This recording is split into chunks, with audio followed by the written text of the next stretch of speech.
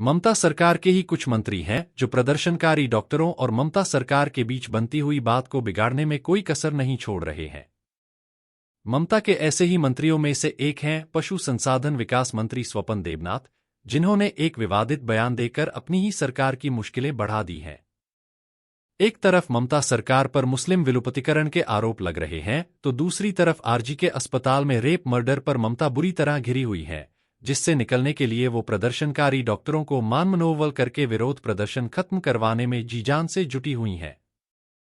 पश्चिम बंगाल के मंत्री स्वप्न देवनाथ ने आरजी कर मेडिकल कॉलेज मामले पर एक बयान दिया जिस पर विवाद खड़ा हो गया है। उन्होंने कहा है कि 8 सितंबर की आधी रात रिक्लेम द नाइट अभियान के दौरान 2 लड़कों के साथ एक लड़की शराब पी रही थी। उन्होंने आगे कहा कि माँ बाप को यह ध्यान रखना चाहिए था कि आंदोलन में शामिल उनकी बेटी क्या कर रही है। लड़कियों के माँ बाप को अपनी बेटियों पर नजर रखनी चाहिए थी। आपको बता दें, पश्चिम बंगाल के मंत्री स्वप्न देवनाथ ने पूर्व बर्धमान जिले में जनता को संबोधित किया था, जिसमें उन्होंने दावा किया कि हाल ही में कोलकाता में हुए रिक्लेम द नाइट आंदोलन के दौरान एक महिला और 2 पुरुषों को एक होटल में बियर पीते हुए देखा गया था। उन्होंने कहा, क्या होता अगर महिला के साथ कुछ अनहोनी हो जाती? उस समय हमारे लोग निगरानी कर रहे थे, लेकिन अगर वे आसपास नहीं होते? माता पिता को ध्यान रखना चाहिए। आपकी बेटी एक विरोध प्रदर्शन में शामिल होने गई थी, यह ठीक है, लेकिन बाद में उसे शराब पीते देखा गया।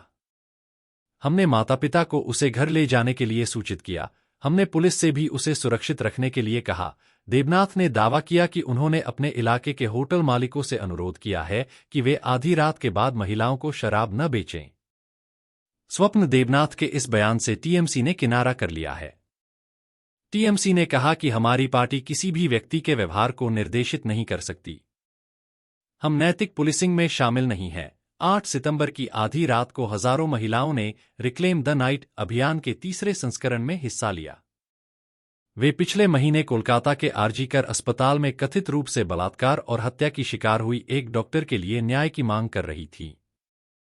यह प्रदर्शन दुखद घटना के 1 महीने पूरे होने के उपलक्ष्य में किया गया था।